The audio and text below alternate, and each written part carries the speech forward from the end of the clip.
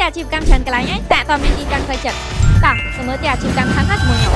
តែអាជីវកម្មនេះគឺមានកម្ពស់រហូតដល់4ជាន់យើងមាន4បន្ទប់កេងនិង7បន្ទប់ទឹកចំពោះទំហំផ្ទះវិញគឺមានរហូតដល់5ម៉ែត្រគុណនឹង17ម៉ែត្រនៅសល់មុខផ្ទះ7ម៉ែត្រនិងក្រោយផ្ទះ3ម៉ែត្រផ្ទះនេះមិនមែនត្រឹមតែជាផ្ទះអាជីវកម្មដែលអាចបើកអាជីវកម្មបានតែមួយមុខទេថែមទាំងអាចស្នាក់នៅបានថែមទៀតផងជាពិសេសចំពោះទីតាំងផ្ទះអាជីវកម្មនេះដែរគឺស្ថិតនៅក្នុងតំបន់កោះនរាដែលជាតំបន់ដែលកំពុងតែរីកចម្រើនខ្លាំងក្នុងការបើកអាជីវកម្មគ្រប់ប្រភេទនិងជាតំបន់កំសាន្តដ៏ទាក់ទាញមួយក្នុងក្រុងភ្នំពេញចំពោះបងដែលខកខានទិញគម្រោងទី1របស់ OCIC ខាងកោះនរាបងអាចមកសិក្សាទាក់ទងជាមួយនឹងអាជីវកម្មខាងនេះបានដោយសារឥឡូវនេះយើងកំពុងតែមាន promotion ផ្ដល់ជូនការបង់អត់អស់ការប្រាក់រយៈពេលវែងនិងបង់មុនត្រឹមតែ 5%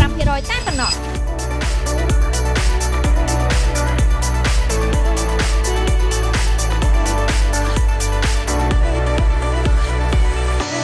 ដូច្នេះសម្រាប់បងដែលចង់បានអាជីវកម្មនៅក្នុងគម្រោងល្អទីតាំងល្អជាពិសេសនៅក្នុងតំបន់កោះនរាបងកុំភ្លេចទំនាក់ទំនងមកកាន់ក្រុមការងារ IP នៅលើនេះដើម្បីទទួលបានព័ត៌មានលម្អិត